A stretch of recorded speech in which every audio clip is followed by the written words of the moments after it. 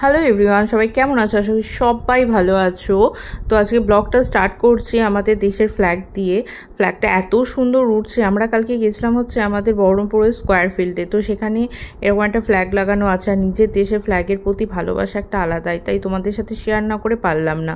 তারপরে ছেলেকে নিয়ে গেছিলাম, মাকে নিয়ে গেছিলাম। মা আবার ঢোকা মাত্রই একটা চটপটি কিনে নিয়েছিল বসে বসে খাবে বলে। আর কালকে এত সুন্দর হাওয়া দিচ্ছিল, মানে দারুণ হাওয়া দিচ্ছিল। কালকের ওয়েদারটা সন্ধেবেলার দিকটা খুব সুন্দর হয়েছিল, বেশি গরমও লাগছিল না। আর মাঠে যেহেতু গেছি, বাড়িতেই থাকি, মাঠে ফাটে যাওয়া হয় না অত। তো মাকে আরও নিয়ে গেলাম, কারণ মা বাড়িতে বসে বসে বোর হচ্ছে, ওই জন্য মাকেও নিয়ে গেছিলাম। অনেক দিন মা আমাদের সাথে কোথাও বেরোয়নি।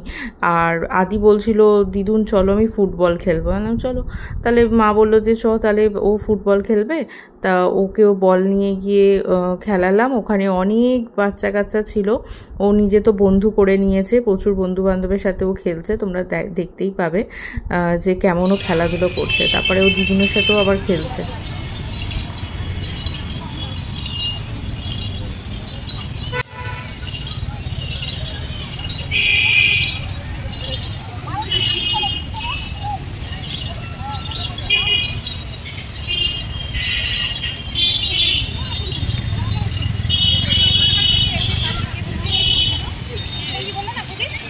আর এদিকে ওরা দুজন বল খেলছে দেখে আমি আর আদির পাপাও একটুখানি ভিডিও করে নিলাম, কারণ ছেড়ে থাকলে তো আমাদেরকে কোনো ভিডিও কোনো ফটো কিচ্ছু তুলতে দেয় না। ওই জন্য মা যেহেতু ওকে নিয়ে খেলছিল, আমরা একটু ভিডিও তুলে নিলাম।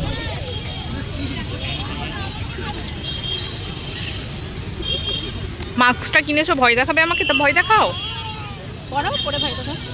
ছোটা ভীম পরিয়ে দাও, পড়তে পারছে না। ছোটা ভীম আবার ভয় দেখায় নাকি? ছোটা ভীম তো খালি লাড্ডু খাবে। बोलो मैंने लड्डू खाया है, बोलो बोलो मैं लड्डू खाया है, बोलो हाथ দিয়ে बोलो এরকম করে मैं लड्डू खाता हूँ, बोलो मैं लड्डू खाता हूँ, बोलो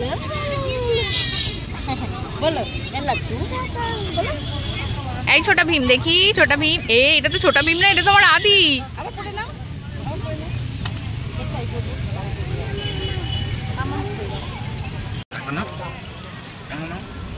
এই নাও নাও নাও। এই ছোটা ভীম চলে গেল। এসো এসো এসো, এদিকে এসো।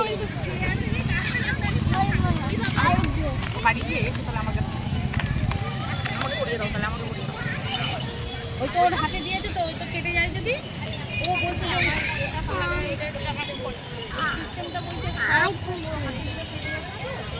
খেলতে খেলতে হাঁপিয়ে গেছে, দিয়ে এখন টিফিন টাইম, তাই তো?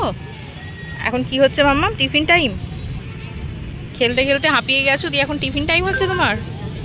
তোমার আজকে মাঠে এসে কেমন লাগলো বলো?